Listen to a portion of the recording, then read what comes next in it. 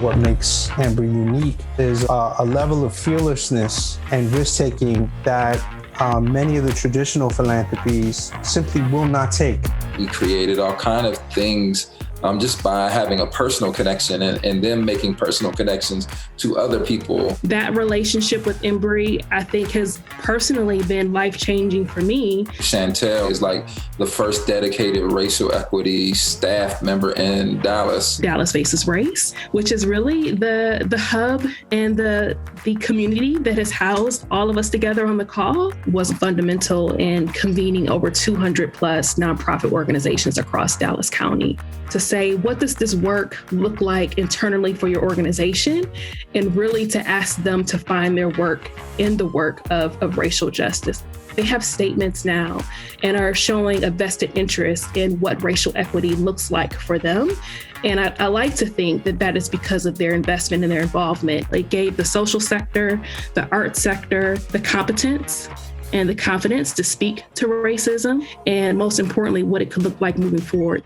That work has continued and emerged now through Truth, Racial Healing, and Transformation. I feel like my role now is kind of in the legacy of Chantel. She walks so I can run. What we learned from Dallas TRHT was Dallas ranks dead last in economic inclusivity. Women of color who lead nonprofits receive 0.6% of philanthropic dollars. So there's a trust issue. Now, Dr. Gail Christopher will say racial healing is not racial equity. Racial equity is the funding. You know, there's a need for us to have really meaningful, honest conversations about why those statistics exist. Embrey, as all funding are still gatekeepers, you know what I mean? You can't always look at an organization and determine their value on paper.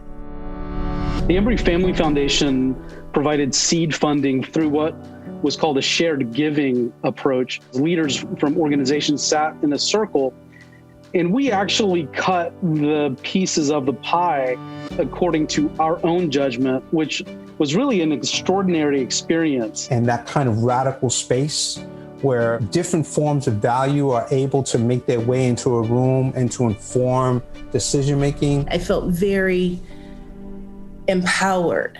We had the opportunity to actually elevate our values of racial equity.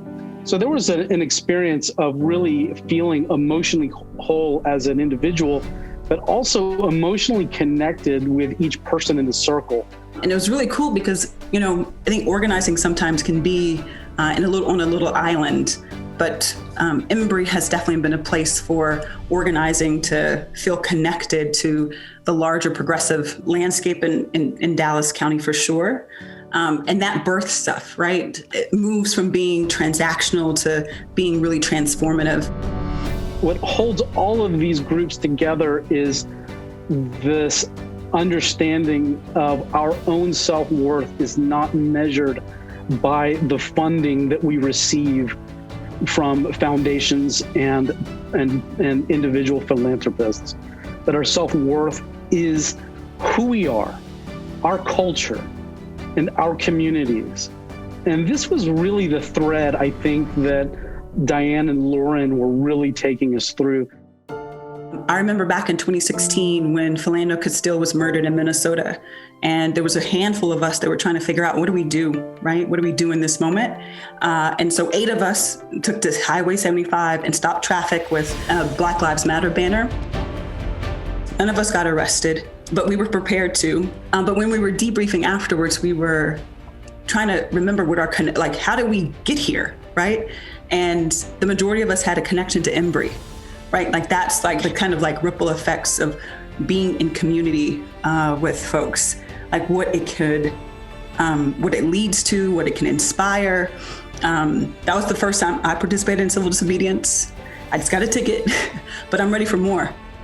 To be honest, Embrey has been the only consistent funder of racial equity work in the city of Dallas and Dallas County. The courageousness, the multifaceted approach, funding organizing, funding arts. That process enabled a healing space. But for Embrey, I don't think that I would have, those connections across Texas. This experience and process with the Embrey Family Foundation helped cultivate a community and the resilience for the long march towards racial justice. On the other side, I wish they did more. We need 5 to 10 Embrey Family Foundations. Because it's starting to feel like there is a rollback of equity strides taking place in Dallas and in our country right now. I wish folks can do more for our city because we need it.